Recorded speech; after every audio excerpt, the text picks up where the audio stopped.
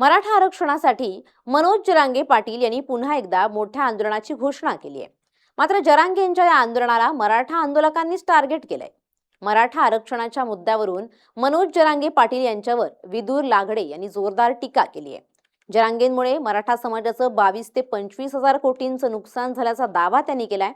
दाते पाटील यांच्या उपोषणाला जरांगे यांच्या टीमकडून टार्गेट केलं जात असल्याचा आरोपही लागडे यांनी केलाय।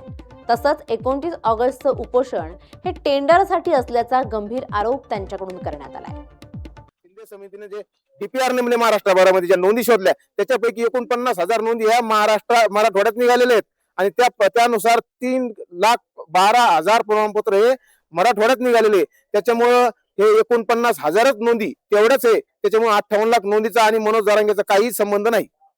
ओके, आणि ह्या 3 वर्षामध्ये जवळपास मनोज जरांगे यांनी जवळपास 22 ते 25 हजार कोटी रुपयाचं ह्या उलाढाल समाजाचं नुकसान करून टाकले। 22 ते 25 हजार कोटी मध्ये 22 ते 25 हजार कोटी मध्ये गोरगरीब मराठा समाजाच्या मुलीचे लग्न झाले असते, गोरगरीब जे मराठा बेरोजगार आहेत त्यांचे उद्योग उभा राहिले असते, कामधंदे लागले असते। पण 22 ते 25 मी पुढच्या बाईट मध्ये आकडेवारी सांगणार आहे की 22 ते 25 कसे कसे कुठं खर्च झाले। त्याच्यामुळे नुकसानच मनोज जरांगेमुळे मराठा समाजाचं प्रचंड नुकसान झालेलं आहे, प्रचंड हानी झालेली आहे। मिळालं तर काहीच नाही, ईडब्ल्यूएस गेलं, ईडब्ल्यूएस ची वाट लागली।